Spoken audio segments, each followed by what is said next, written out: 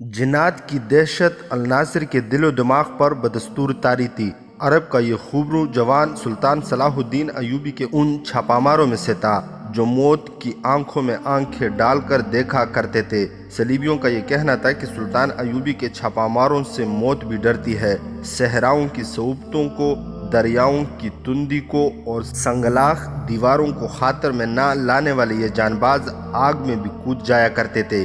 یہ حقیقت ہے کہ دشمن کی رسد وغیرہ کو آگ لگا کر ان میں سے بعض شعلوں کی لپیٹ میں آ کر زندہ جل جایا کرتے تھے، مگر جنات اور بھوت پریت ایسی مخلوق تھی جس سے یہ سرفروش ڈر جایا کرتے تھے۔ ان میں سے کسی نے کبھی جن اور بھوت نہیں دیکھے تھے، صرف کہانیاں اور روایتیں سنی تھی جنہیں وہ 100% سچ مانتے تھے اور دل پر جنات کا خوف طاری کیے رکھتے تھے۔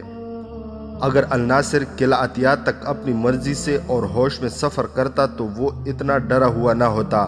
اگر اسے قیدی بنا کر لایا جاتا تو بھی وہ نہ ڈر رہتا اور فرار کی ترکیبیں سوچتا، لیکن اسے حشیش کے نشے میں اور اس کے ذہن میں غیر حقیقی تصورات ڈال کر لایا گیا تھا۔ اب نشہ اتر چکا تھا۔ اس نشے میں وہ سبزہ زار اور باغات میں سے گزر کر آیا تھا۔ اسے یاد آنے لگا کہ زمین کے اس خطے میں کہیں کہیں سبزہ اور باغ ہو سکتا ہے، میلوں وسیع علاقہ ایسا جنت نما نہیں ہو سکتا۔ اب اس کے پلنگ پر وہ لڑکی آ بیٹھی تھی جسے وہ جن سمجھا تھا۔ لڑکی اس کے تصوروں سے زیادہ خوبصورت تھی۔ الناصر اسے انسان تسلیم کرنے پر آمادہ نہیں ہو رہا تھا۔ لڑکی نے اسے کہا کہ وہ اس پر بھروسہ کرے تو وہ اور زیادہ ڈر گیا۔ اس نے یہ بھی سن رکھا تھا کہ جنات بڑے دلکش دھوکے دے کر مارا کرتے ہیں۔ اسے یہ قلعہ جنات یا بدروحوں کا مسکن معلوم ہونے لگا۔ اس کے ساتھی ابھی گہری نیند سوئے ہوئے تھے۔ اس نے دل کو حوصلہ دے کر لڑکی سے پوچھا، میں تم پر کیوں بھروسہ کروں؟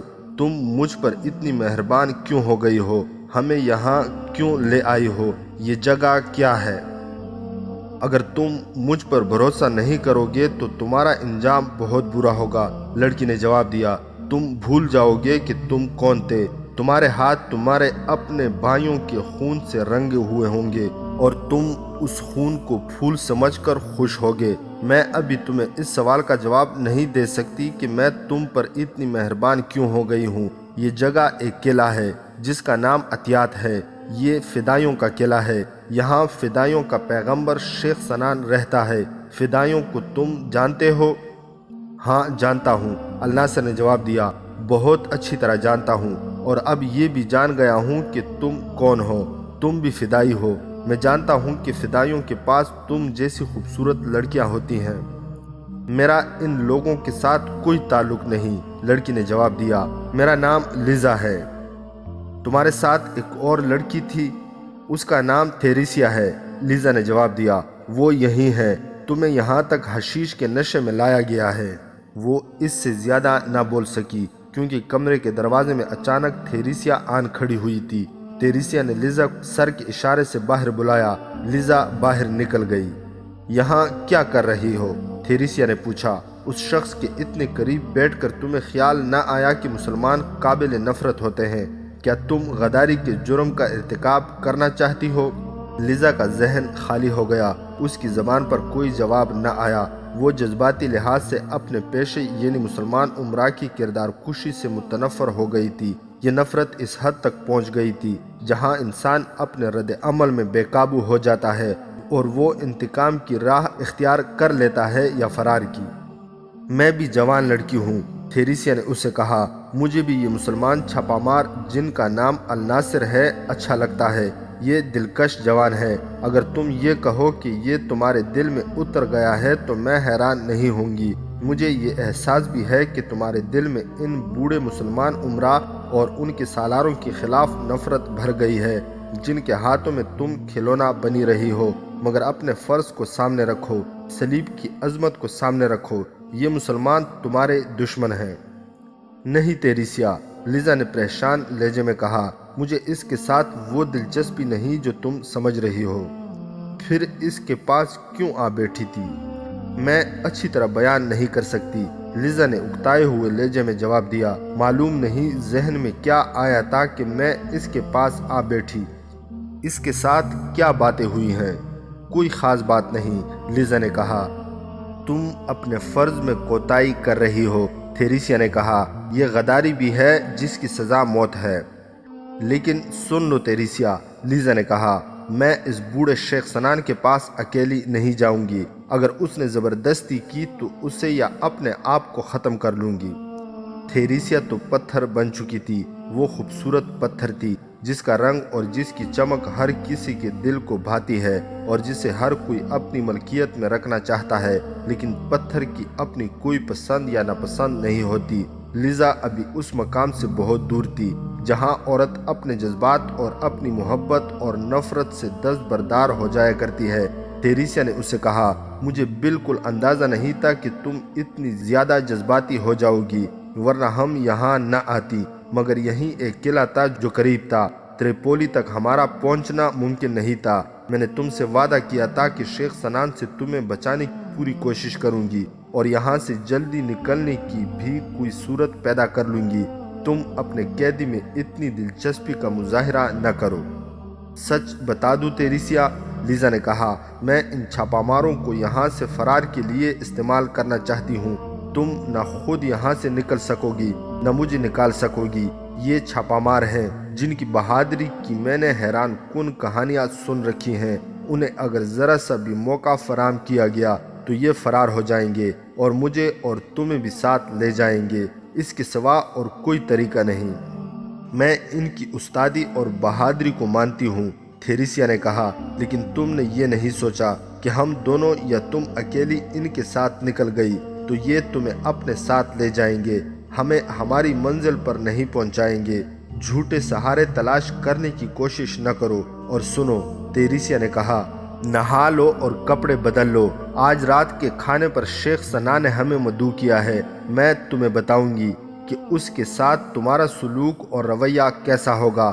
اس پر یہ ظاہر نہ کرنا کہ تم اسے ناپسند کرتی ہو اور اس سے بھاگنے کی بھی نہیں سوچو گی۔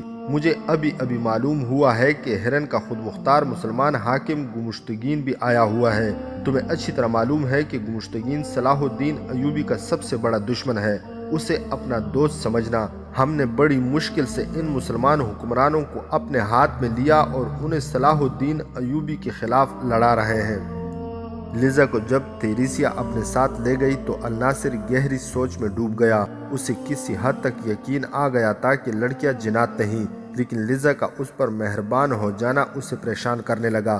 لیزا نے اسے بتا دیا تھا کہ اسے اور اس کے ساتھیوں کو حشیش کے نشے میں یہاں تک لایا گیا ہے۔ اس سے وہ سمجھ گیا کہ یہ لڑکیاں فدائیوں کے گروہ کی ہو سکتی ہے۔ اسے یہ شک بھی ہونے لگا کہ اسے حشیش کے علاوہ اس نوجوان اور خوبصورت لڑکی کے ذریعے اپنے ہاتھ میں لینے اور اپنے مقاصد کے لیے استعمال کرنے کی کوشش کی جا رہی ہے۔ وہ چونکہ چھاپا مار تھا جسے دشمن کے علاقے میں جانا ہوتا تھا، اس لیے اسے فدائیوں اور ان کے طور طریقوں کے متعلق اور حشیش کے اثرات کے متعلق خاص طور پر بتا دیا گیا تھا اور خبردار کیا گیا تھا۔ اس نے اپنے ساتھیوں کو جگایا۔ جا کر وہ بھی اس طرح حیران ہوئے جس طرح الناصر ہوا تھا۔ وہ تینوں الناصر کے منہ کی طرف دیکھنے لگے۔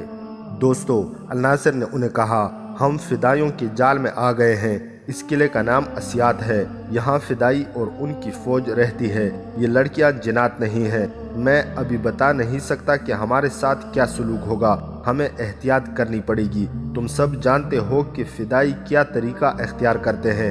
اگر مجھے اس کمرے سے باہر نکلنے کا موقع ملا تو قلعے سے فرار کی کوئی ترکیب سوچ لوں گا۔ تم خاموش رہنا۔ یہ لوگ کچھ پوچھیں تو انہیں بہت تھوڑا جواب دینا۔ ان شیطانوں سے بچنا آسان نہیں ہوتا۔ کیا یہ ہمیں قید میں ڈال دیں گے؟ الناصر کے ایک ساتھی نے پوچھا۔ اگر قید میں ڈال دیں تو ہمیں خوش ہونا چاہیے، الناصر نے جواب دیا، مگر یہ لوگ حشیش اور لڑکیوں کے ذریعے ہمارے ذہن اس طرح بدل دیں گے کہ ہمیں یاد ہی نہیں رہے گا کہ ہم کون تھے اور ہمارا مذہب کیا تھا۔ مجھے فرار کے سوا اور کوئی ذریعہ نجات نظر نہیں آتا، الناصر کے ایک ساتھی نے کہا۔ ہم مر جانا پسند کریں گے، ایمان خراب نہیں ہونے دیں گے، ایک اور نے کہا۔ ہوشیار رہنا، الناصر نے کہا، اللہ پر چھوڑو، ہم اتنی جلدی ان کے قبضے میں نہیں آئیں گے۔ شام گہری ہونے لگی تھی۔ ایک آدمی 2 جلتی قندیلیں کمرے میں رکھ گیا۔ اس نے ان کے ساتھ کوئی بات نہ کی۔ انہیں بھوک نے پریشان کر رکھا تھا۔ ان کے کمرے سے دور قلعے کے ایک حصے میں سنان کا محل تھا جہاں عورت اور شراب کی رونق تھی۔ سنان کے خصوصی کمرے میں کھانے چنے ہوئے تھے، شراب کی سرائیاں رکھی تھی، رنگا رنگ کھانوں کی مہک سے در و دیوار مخمور ہوئے جا رہے تھے۔ کانے پر شیخ سنان بیٹھا تھا، اس کے ایک طرف تھیریسیا اور دوسری طرف لیزا بیٹھی تھی، اور ان کے سامنے گمشتگین بیٹھا کھانا کھا رہا تھا۔ گمشتگین کے متعلق کئی بار بتایا جا چکا ہے کہ وہ ہرن نام کے ایک قلعے کا گورنر یعنی قلعے دار تھا۔ نور الدین زنگی کی وفات کے بعد اس نے خود مختاری کا اعلان کر کے ہرن قلعے اور گرد و نواح کے علاقے کو اپنی ریاست بنا لیا تھا۔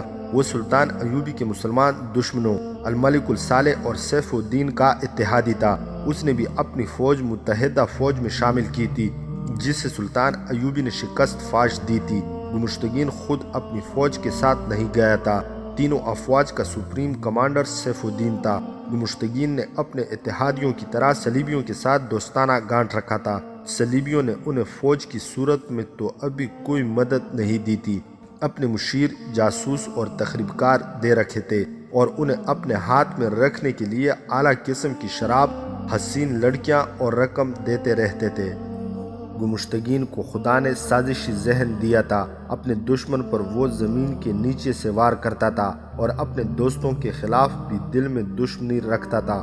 اس سے پیار صرف اقتدار سے تھا۔ وہ اپنی ریاست کا مطلق العنان بادشاہ بن کر ریاست میں توسیع کرنے کے خواب دیکھتا رہتا تھا۔ اسے جو کوئی دوستانہ مدد دیتا تھا، اس سے بھی وہ شک کی نگاہوں سے دیکھتا تھا۔ سلطان صلاح الدین ایوبی کے قتل کی کوششوں میں گہری دلچسپی لیتا تھا۔ اسے اچھی طرح معلوم تھا کہ اقتدار پسند حکمران کا تختہ صرف فوج الٹ سکتی ہے۔ سلطان ایوبی ہی ایک سالار تھا جس کے دل میں قومی جذبہ موجزن تھا۔ اس کی جنگی قابلیت کے ساتھ ساتھ اس کا ایمان اس کی قوت تھا۔ گمشتگین اس کی اسی قوت سے ڈرتا تھا۔ اب جب کہ اس نے اپنی فوج سیف الدین کی کمان میں دے کر ترکمان روانہ کر دی تھی، وہ کسی کو بتائے بغیر شیخ سنان کے پاس قلعہ عطیات میں آ گیا تھا۔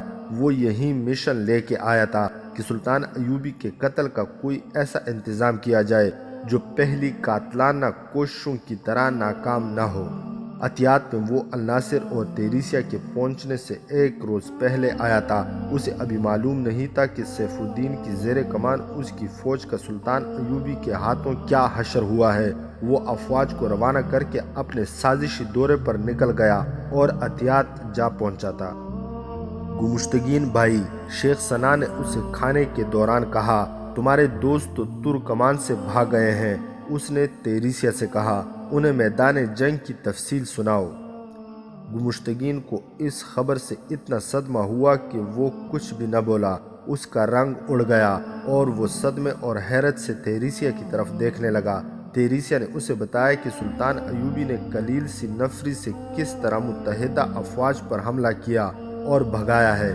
سیف الدین کے متعلق تیریسیا نے بتایا کہ اس کے وہاں سے روانہ ہونے تک سیف الدین میدان جنگ سے لاپتہ تھا۔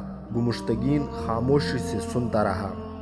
مجھے میرے دوستوں نے ذلیل کیا ہے، گمشتگین نے غصے سے کہا۔ میں سیف الدین کو تینوں فوجوں کی کمان دینے کے حق میں نہیں تھا، مگر میری کسی نے نہ سنی۔ معلوم نہیں میری فوج کس حالت میں ہوگی۔ بہت بری حالت میں، تیریسیا نے کہا۔ صلاح الدین ایوبی کے چھاپہ ماروں نے آپ کی فوجوں کو اطمینان اور خیریت سے پسپا بھی نہیں ہونے دیا۔ سنان بھائی، تم جانتے ہو میں یہاں کیوں آیا ہوں، گمشتگین نے کہا۔ صلاح الدین ایوبی کے قتل کے لیے، سنا نے کہا۔ ہاں، گمشتگین نے کہا، آپ جو مانگیں گے پیش کروں گا، ایوبی کو قتل کراؤ۔ میں نے صلیبیوں اور سیف الدین کے کہنے پر ایوبی کے قتل کے لیے 4 فدائی بھیج رکھے ہیں، سنا نے کہا، لیکن مجھے امید نہیں کہ وہ اسے قتل کر سکے۔ مجھ سے الگ اپنا انعام لو، گمشتگین نے کہا۔ نئے آدمی دو، لیکن یہ آدمی مجھے دے دو، یہ کام میں خود کراؤں گا۔ یہ آخری 4 فدائی ہیں جو میں نے بھیجے ہیں، شیخ سنا نے کہا۔ میرے پاس قاتلوں کی کمی نہیں، لیکن میں صلاح الدین ایوبی کے قتل سے دستبردار ہوتا ہوں۔ کیوں؟ گمشتگین نے حیران ہو کر پوچھا۔ ایوبی نے تمہیں کوئی قلعہ دے دیا ہے؟ نہیں، سنا نے جواب دیا۔ اس شخص کے قتل کے لیے میں اپنے بڑے ہی قیمتی فدائی ضائع کر چکا ہوں۔ میرے فدائیوں نے اس پر سوتے میں خنجروں سے حملہ کیا، مگر وہ خود قتل ہو گئے۔ ایک بار اس پر تیر چلائے گئے، وہ بھی خطا ہو گئے۔ میں تو اب یہ سمجھ بیٹھا ہوں کہ صلاح الدین ایوبی پر خدا کا ہاتھ ہے۔ اس میں کوئی ایسی قوت ہے کہ اس پر نہ خنجر اثر کرتا ہے نہ تیر۔ میرے جاسوسوں نے مجھے بتایا ہے کہ ایوبی پر جب قاتلانہ حملہ ہوتا ہے تو حملے کو ناکام کر کے وہ گھبرانے یا غصے میں آنے کے بجائے مسکراتا ہے اور فوراً بھول جاتا ہے کہ کیا ہوا تھا۔ مجھے اپنی اجرت بتاؤ سنان، گمشتگین نے جھنجھلا کر کہا۔ میں ایوبی کو زندہ نہیں دیکھنا چاہتا، تم نے اناڑی قاتل بھیجے ہوں گے۔ وہ سب استاد تھے، شیخ سنان نے کہا، ان سے کبھی کوئی بچ کر نہیں گیا تھا، وہ موت سے ڈرنے والے نہیں تھے۔ میرے پاس ان کے بھی استاد موجود ہیں، یہ ایسے طریقوں سے قتل کرتے ہیں کہ ان کا کوئی سراغ نہیں ملتا۔ لیکن گمشتگین، میں اپنے قیمتی فدائیوں کو یوں ضائع نہیں کروں گا۔ تم 3 فوجوں سے ایوبی کو نہیں مار سکے، میرے 3-4 آدمی اسے کس طرح قتل کر سکتے ہیں؟ تم ایوبی کے قتل سے جو ڈر گئے ہو، اس کی وجہ کچھ اور ہوگی، اور وجہ یہ ہے کہ صلاح الدین ایوبی کے ساتھ میری کوئی ذاتی دشمنی نہیں۔ ثنا نے کہا، حسن بن صبا نے تو پیغمبر بننا چاہا تھا، لیکن اس کے مرنے کے بعد ہمارا فرقہ پیشاور قاتل بن گیا۔ میں پیشاور قاتل ہوں گمشتگین۔ ایوبی مجھے تمہارے قتل کے لیے اجرت دے گا تو میں تمہیں بھی قتل کرا دوں گا۔ لیکن صلاح الدین بزدلوں کی طرح کسی کو قتل نہیں کراتا، لیزا نے کہا۔ یہی وجہ ہے کہ وہ بزدلوں کے ہاتھوں قتل نہیں ہوتا۔ اوہ، ثنا نے لیزا کو اپنے بازو کے گھیرے میں لے کر پیار سے کہا، تم نے اسی عمر میں جان لیا ہے کہ جو بزدل نہیں ہوتے ان کا بزدل کچھ نہیں بگاڑ سکتے۔ اس نے گمشتگین سے کہا، تم سیف الدین اور الملک الصالح اور صلیبی صرف اس لیے ایک دوسرے کے دوست بنے ہوئے ہو کہ صلاح الدین کے دشمن ہو، ورنہ تمہاری آپس میں کوئی دوستی نہیں۔ مجھے یہ بتاؤ کہ ایوبی کو قتل کر کے تم کیا حاصل کر سکو گے؟ وہ مر گیا تو آپس میں لڑو گے۔ غور سے سنو گمشتگین، ایوبی کے قتل کے بعد تمہیں اس سلطنت سے بالشت بر زمین نہیں ملے گی جو ایوبی نے قائم کر لی ہے۔ اس کے بھائی اور اس کے سالار متحد ہے۔ تم اگر کسی کو قتل کرانا چاہتے ہو تو سیف الدین کو قتل کرا دو اور موصل پر قبضہ کر لو، اس سے تم خود قتل کر سکتے ہو۔ وہ تمہیں اپنا دوست اور اتحادی سمجھتا ہے، اسے زہر دلا سکتے ہو، اس پر حملہ کرا سکتے ہو۔ گمشتگین گہری سوچ میں کھو گیا، پھر بولا، ہاں، سیف الدین کو قتل کرا دو، بتاؤ کیا مانگتے ہو؟ ہرن کا قلعہ، شیخ ثنا نے کہا۔ تمہارا دماغ ٹھکانے ہے سنان، گمشتگین نے کہا۔ زر و جواہرات کے عوض تمہیں 4 آدمی دیتا ہوں، ثنا نے کہا، لیکن یہ میرے فدائی نہیں ہے، یہ صلاح الدین ایوبی کے چھاپا مار ہیں۔ انہیں یہ دونوں لڑکیاں حشیش کے نشے میں ساتھ لائی ہیں۔ میں انہیں کسی کے حوالے نہیں کرنا چاہتا، ایسے تجربہ کار آدمی ملتے ہی کہاں ہیں، اتفاق سے آ گئے ہیں۔ تم جانتے ہو کہ حشیش اور میری پریاں انہیں اپنے رنگ میں رنگ کر ایسا قاتل بنا لیں گی کہ اپنے ماں باپ کا بھی خون بہا آئیں گے۔ میں تمہیں مایوس نہیں کرنا چاہتا، ان کو لے جاؤ، تھوڑے دن انہیں اپنی جنت دکھاؤ، انہیں اپنے حرم کے شہزادے بناؤ، انہیں بتائے بغیر حشیش دو، پھر انہیں شراب کا عادی بنا دو، تمہارے اشاروں پر ناچیں گے۔ صلاح الدین ایوبی کے چھاپا مار اتنے کچے نہیں ہوتے جتنا تم سمجھ رہے ہو، گمشتگین نے کہا۔ تم جانتے ہو گمشتگین، ہم فدائی کہلاتے ہیں، انسان کے ذہن کے ساتھ کھیلتے ہیں، شیخ ثنا نے کہا۔ ہم اپنے شکار کے ذہن میں دل فریب تصور ڈال کر اس کی یہ حالت کر دیتے ہیں کہ وہ تصور کو حقیقت سمجھنے لگتا ہے۔ کسی انسان کے ذہن میں عورت کا حسین تصور پیدا کر دو اور اس کے ساتھ اسے نشہ دیے جاؤ تو وہ اس تصور کا غلام ہو جاتا ہے۔ انسان کو عورت کے تصوروں میں کھوئے رہنے کا عادی بنا دو، پھر تم اس کا کردار اور اس کا ایمان بڑے ہی کم داموں خرید سکتے ہو۔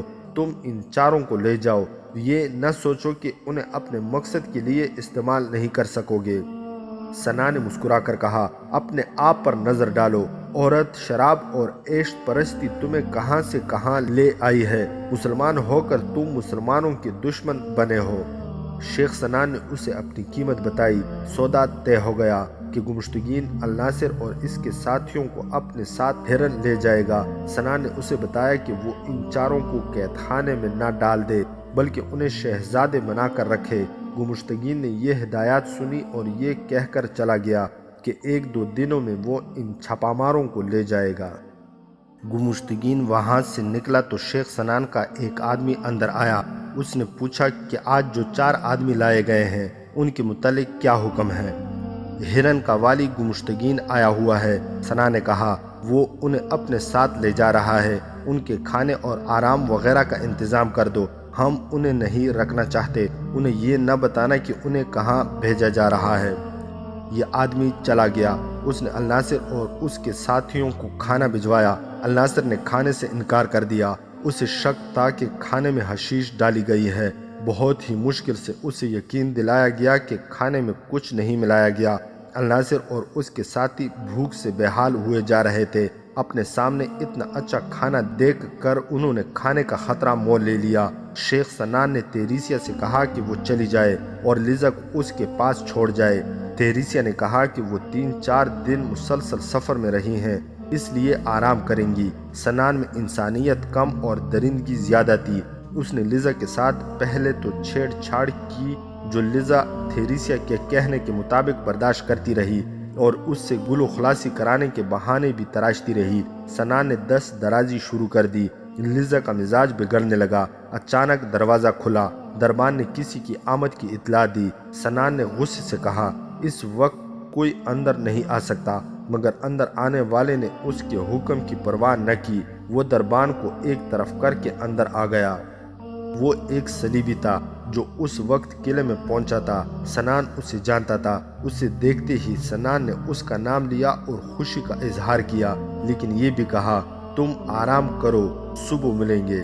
میں شاید صبح ہی آپ کے پاس آ جاتا، صلیبی نے کہا، لیکن یہاں آتے ہی پتہ چلا ہے کہ یہ لڑکیاں آئی ہیں۔ مجھے ان سے بہت کچھ پوچھنا ہے، میں انہیں اپنے ساتھ لے جا رہا ہوں۔ سنان نے تیریسیہ کے کندھے پر ہاتھ رکھ کر کہا، اس سے لے جاؤ، اور اس نے لیزا کو اپنی طرف گھسیٹ کر کہا، اس سے میں یہیں رکھوں گا۔ شیخ سنان، صلیبی نے قدرے دبدبے سے کہا، میں دونوں کو لے جا رہا ہوں۔ تم جانتے ہو میں کس کام سے آیا ہوں، اور تم یہ بھی جانتے ہو کہ ان لڑکیوں کے کیا فرائض ہیں۔ تمہارے بغل میں بیٹھنا ان کے فرائض میں شامل نہیں۔ اس نے لڑکیوں سے کہا، دونوں میرے ساتھ آؤ۔ دونوں اچک کر اٹھیں اور صلیبی کے پاس جا کھڑی ہوئی۔ کیا تم میرے ساتھ دشمنی کا خطرہ مول لینا چاہتے ہو؟ شیخ سنان نے کہا، تم میرے قلعے میں ہو، میں تمہیں مہمان سے قیدی بنا سکتا ہوں، اور تم کوشش کر رہے ہو کہ تمہیں مہمان سے قیدی بنا دیا جائے۔ اس نے گرج کر کہا، اس لڑکی کو میرے پاس چھوڑ کر باہر نکل جاؤ۔ سنان، صلیبی نے طنزیہ لہجے میں کہا، کیا تم بھول گئے ہو کہ یہ قلعہ تمہیں ہم نے دیا ہے؟ کیا تمہارے ذہن سے یہ حقیقت بھی اتر گئی ہے کہ ہم تمہاری پیٹھ پر ہاتھ نہ رکھیں تو تم اور تمہارے فدائی کرائے کے قاتلوں کے سوا کچھ بھی نہیں رہیں گے؟ شیخ سنان پر صرف شراب کا نشہ طاری نہیں تھا، وہ اس قلعے کا بادشاہ تھا، اور وہ کسی بھی بادشاہ کو کسی بھی وقت ایسے طریقے سے قتل کرا سکتا تھا کہ کسی کو شک تک نہ ہوتا کہ قاتل سنان یا اس کا کوئی فدائی ہے۔ اس نے صلیبی افسر بھی قتل کرائے تھے۔ یہ صلیبیوں کی آپس کی عداوت کا نتیجہ تھا۔ ان کا کوئی جرنیل یا کوئی اور فوجی یا غیر فوجی افسر اپنے کسی حریف افسر کو قتل کرانے کی کبھی ضرورت محسوس کرتا تو اس مقصد کے لیے وہ سنان کی خدمت حاصل کیا کرتا تھا۔ عطیات کے قلعے میں رہتے تو انسان تھے، لیکن یہ بدروحوں کا قلعہ معلوم ہوتا تھا۔ اس کے تہخانوں میں انسان گم ہو جاتے تھے، فدائی پاگل لگتے تھے۔ کسی کو قتل کرنا ان کے لیے منہ کا نوالا ڈال لینے سے زیادہ حیثیت نہیں رکھتا تھا۔ اس کے محل کا یہ حسن تھا کہ چھتوں اور دیواروں میں رنگا رنگ شیشوں کے ٹکڑے جڑے ہوئے تھے۔ فانوسوں کی روشنی سے ان سے رنگا رنگ شعائیں نکلتی تھی۔ یہاں انسان بھول جاتا تھا کہ اس جنت کے ارد گرد بے رحم اور تپتے ہوئے ٹیلے ہیں۔ اس ماحول اور اس حیثیت میں شیخ سنان اپنے آپ کو دیوتا سمجھتا تھا۔ اس میں حیوانیت اور درندگی زیادہ تھی۔ لیزا جیسی لڑکی سے وہ دستبردار نہیں ہونا چاہتا تھا۔ اس نے صلیبی سے کہا، میں تمہیں سوچنے کی مہلت دوں گا۔ اس قلعے میں خدا کے بھیجے ہوئے فرشتے بھی گم کر دیے جاتے ہیں۔ میں اس لڑکی کو قلعے سے باہر نہیں جانے دوں گا۔ تم نے مزاحمت کی تو تم بھی قلعے سے باہر نہیں جا سکو گے۔ میرا ایک ساتھی آگے چلا گیا ہے۔ صلیبی نے کہا، وہ وہاں بتا دے گا کہ میں یہاں ہوں۔ تم جانتے ہو کہ میں یہاں 2-3 روز کے قیام کے لیے آیا ہوں، پھر مجھے کہیں اور جانا ہے۔ ہم اس معاہدے کے تحت تمہارے ہاں قیام کرتے ہیں جس کے تحت تمہیں یہ قلعہ دیا گیا تھا۔ یہ ہماری پناہ گاہ ہے اور ہمارا عارضی پڑاؤ بھی۔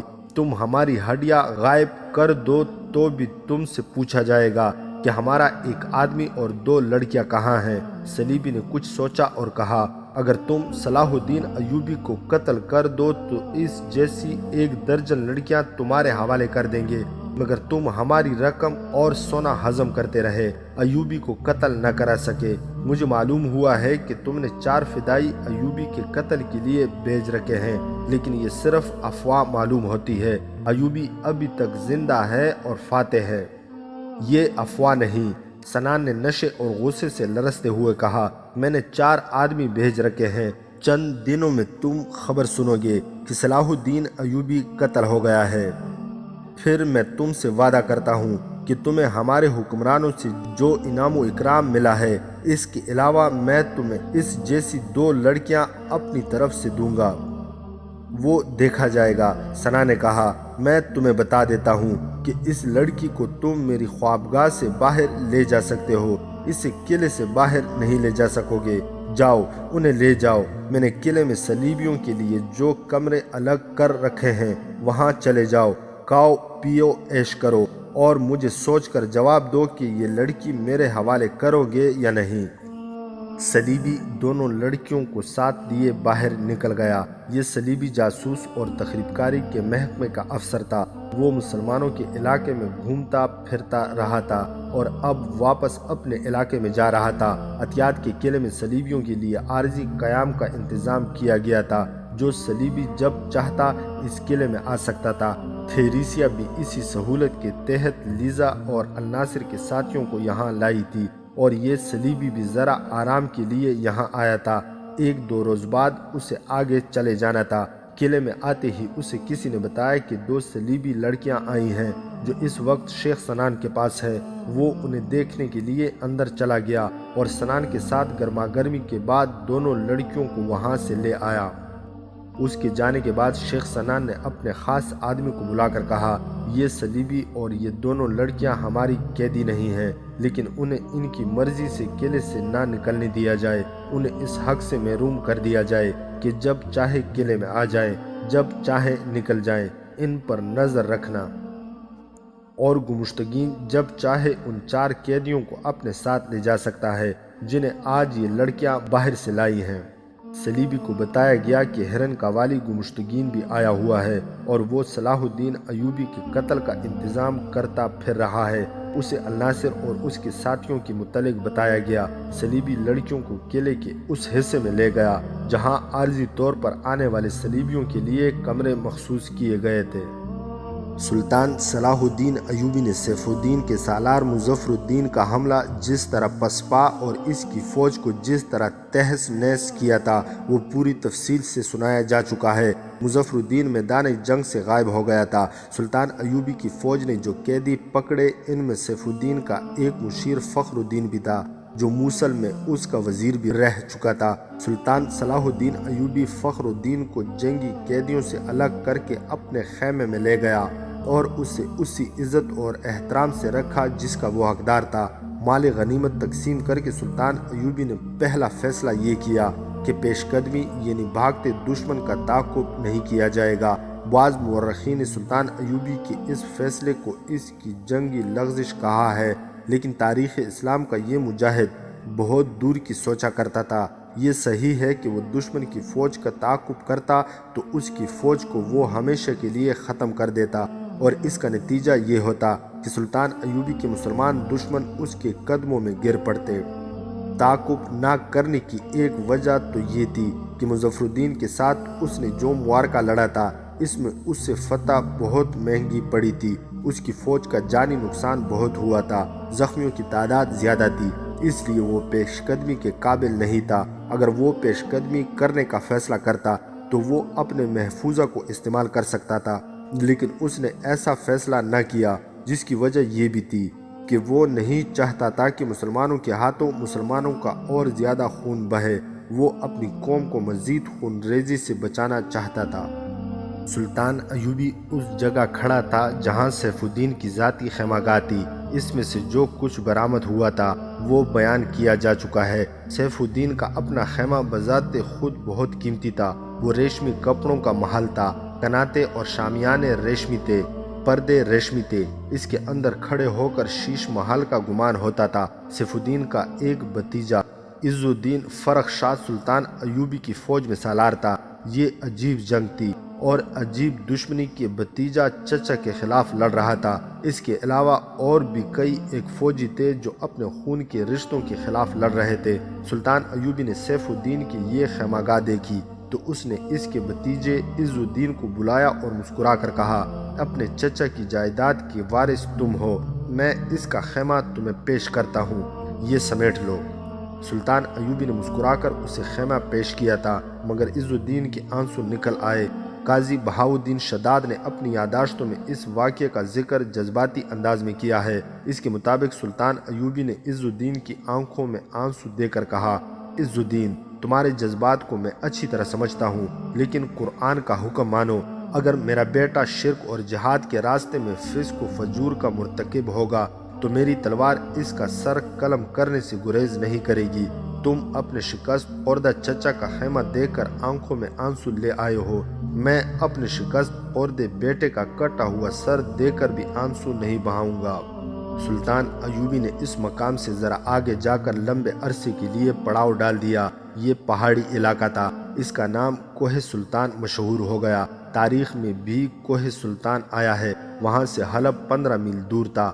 حلب کے متعلق پہلے تفصیل سے سنایا جا چکا ہے۔ الملک الصالح نے اس شہر کو اپنا دارالحکومت اور مستقر بنا لیا تھا اور اب یہ متحدہ افواج کا ہیڈ کوارٹر بن گیا تھا۔ یہ بھی سنایا جا چکا ہے کہ اس شہر کا دفاع اتنا مضبوط اور یہاں کے لوگ جو سب مسلمان تھے اتنے دلیر اور جنگجو تھے کہ سلطان ایوبی کا محاصرہ ناکام ہو گیا تھا۔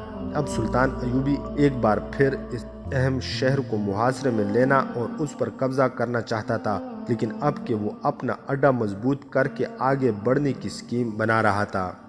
راستے میں 2 قلعے تھے، ایک کا نام منبج اور دوسرے کا بوزہ تھا۔ بعض تاریخوں میں منبج کو منبز بھی لکھا گیا ہے۔ ان دونوں قلعوں کے عمرا خود مختار مسلمان تھے۔ ایسے کئی اور قلعے اور جاگیریں تھی جن پر مسلمانوں کی حکمرانی تھی۔ اس طرح سلطنت اسلامیہ قلعوں، جاگیروں اور ریاستوں میں بٹی ہوئی تھی۔ سلطان ایوبی بکھرے ہوئے ان زروں کو یکجا کر کے ایک سلطنت بنانا اور اسے ایک خلافت کے تحت لانا چاہتا تھا۔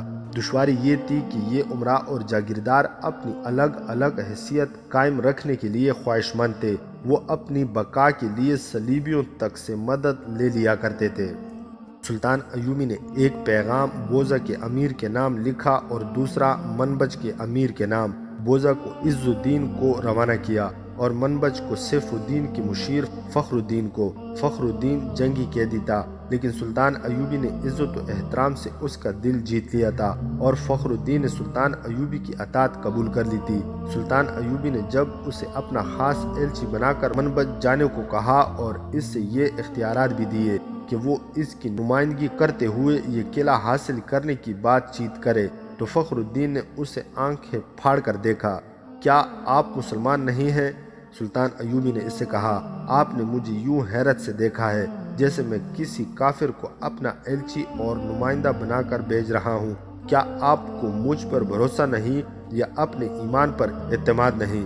میں منبج کا قلعہ لینا چاہتا ہوں۔ آپ اس کے امیر کو میرا پیغام پہنچا دے اور اسے قائل کریں کہ خون خرابے کے بغیر قلعہ ہمیں دے دے اور اپنی فوج ہماری فوج میں شامل کر دے۔ عز الدین اور فخر الدین روانہ ہو گئے۔ بوزہ کے امیر نے عز الدین کا استقبال تپاک سے کیا۔ سلطان ایوبی کا پیغام پڑھا۔ اس میں لکھا تھا، میرے عزیز بھائی، ہم ایک خدا اور ایک رسول صلی اللہ علیہ وآلہ وسلم اور ایک قرآن کے پرستار ہیں، مگر ہم سب اس طرح بکھر گئے ہیں جس طرح ایک جسم کے اعضاء ریگزار کی ریت میں بکھرے پڑے ہوں۔ کیا یہ جسم حرکت کر سکتا ہے؟ کسی کام آ سکتا ہے؟ اس جسم کا فائدہ صلیبیوں کو پہنچ رہا ہے جو کٹے ہوئے اعضاء کو گدوں کی طرح کھا رہے ہیں۔ ہمیں ایک امت کی صورت متحد ہونا ہے، ورنہ ہم میں سے کوئی بھی زندہ نہیں رہ سکے گا۔ میں آپ کو ایک امت کی صورت میں متحد ہونے کی دعوت دیتا ہوں، ورنہ ہم میں سے کوئی بھی زندہ نہیں رہ سکے گا۔ میں آپ کو ایک امت کی صورت میں متحد ہونے کی دعوت دیتا ہوں۔ اپنی موجودہ حیثیت پر غور کریں۔ آپ اپنی امارت کو زندہ رکھنے کے لیے اس سے اپنے دشمن کے آگے بھی ہاتھ پھیلا دیتے ہیں۔ میں آپ تک قرآن کا فرمان پہنچا رہا ہوں، اس سے سمجھنے اور اس پر عمل کرنے کی کوشش کریں۔ پہلی ضرورت یہ ہے کہ اپنا قلعہ سلطنت اسلامیہ کی ملکیت میں دے دیں اور میری اطاعت قبول کر لیں۔ اس صورت میں آپ کی فوج میری فوج میں مدغم ہو جائے گی، آپ قلعے دار ہوں گے اور قلعے پر سلطنت اسلامیہ کا جھنڈا لہرائے گا۔ اگر آپ کو یہ صورت قبول نہ ہو تو میری فوج کے محاصرے میں لڑنے کی تیاری کر لیں اور اپنے سامنے حلب، موصل اور ہرن کی متحدہ فوج کی بربادی اور پسپائی رکھیں۔ آپ کو فیصلہ کرنے میں سہولت ہوگی۔ میری پیشکش قبول کر لیں اور مجھ سے بہتر سلوک کی توقع رکھیں۔ میری آپ کے ساتھ کوئی دشمنی نہیں، میں جو کچھ کر رہا ہوں احکام خداوندی کے تحت کر رہا ہوں۔ بوزہ کے امیر نے یہ پیغام پڑھا تو عز الدین کی طرف دیکھا۔ عز الدین نے کہا، آپ کا قلعہ مضبوط نہیں اور آپ کی فوج بہت تھوڑی ہے، اس فوج کو ہمارے ہاتھوں نہ مروائیں۔ بوزہ کے امیر نے پیشکش قبول کر لی اور سلطان ایوبی کے نام تحریری پیغام دیا کہ وہ آئے اور قلعہ لے لے۔ منبج کے امیر نے بھی اطاعت قبول کر لی۔ فخر الدین نے اس سے پیغام لکھوایا اور واپس چلا گیا۔ سلطان ایوبی خود دونوں قلعوں میں گیا۔ وہاں جو فوجی تھی انہیں قلعے سے نکال کر اپنی فوج میں شامل کر لیا اور اپنے دستے قلعوں میں بھیج دیے۔ دونوں قلعوں میں اس نے رسد وغیرہ رکھ دی، لیکن فوج کو قلعہ بند نہ کیا۔ حلب کے قریب اعزاز نام کا ایک مضبوط قلعہ تھا۔ اس قلعے کے دفاعی انتظامات حلب والوں نے اپنے ذمہ لے رکھے تھے۔ اس کی قلعے دار یا امیر نے اپنے وفاداری حلب یعنی الملک الصالح کو دے رکھی تھی۔ سلطان ایوبی حلب کا محاصرہ کرنے سے پہلے اس قلعے کو بھی لڑے بغیر لینا چاہتا تھا۔ اس نے اپنے ایک سالار الحمیری کو تحریری پیغام کے ساتھ اعزاز کو روانہ کیا۔ اعزاز کے امیر نے سلطان ایوبی کا پیغام پڑھا۔ اس پیغام کے الفاظ بھی وہی تھے جو بوزہ اور منبج کے امیر کو لکھے گئے تھے۔ اعزاز کے امیر نے پیغام الحمیری کی طرف پھینک کر کہا، تمہارا سلطان خدا اور رسول صلی اللہ علیہ وآلہ وسلم کے نام پر ساری دنیا کا بادشاہ بننے کے خواب دیکھ رہا ہے۔ اسے کہنا کہ تم نے حلب کا محاصرہ کر کے دیکھ لیا تھا، اب اعزاز کا محاصرہ کر کے دیکھو۔ کیا آپ مسلمانوں کے ہاتھوں مسلمانوں کا خون بہانا پسند کریں گے؟ الحمیری نے کہا، کیا آپ پسند کریں گے کہ ہم آپس میں لڑیں اور صلیبی ہمارا تماشا دیکھیں؟ اپنے سلطان سے کہو کہ جا کر صلیبیوں سے لڑے۔ اعزاز کے امیر نے کہا، کیا آپ صلیبیوں سے نہیں لڑیں گے؟ الحمیری نے پوچھا، کیا آپ انہیں اپنا دشمن نہیں سمجھتے؟ اس وقت ہم سلطان صلاح الدین ایوبی کو اپنا دشمن سمجھتے ہیں جس نے ہمیں للکارا ہے۔ امیر نے کہا، وہ ہم سے یہ قلعہ بزور شمشیر لینا چاہتا ہے۔ الحمیری اسے قائل نہ کر سکا۔ اس نے الحمیری کی ذرا بر عزت نہ کی اور اسے چلے جانے کو کہا۔ داستان ایمان فروشوں کی اگلی قسط آپ لوگ ہماری نیکسٹ ویڈیو میں ملاحظہ کر سکتے ہیں۔ مزید حقیقی اور تاریخی واقعات کے لیے اس چینل کو سبسکرائب کرنا نہ بھولیے گا۔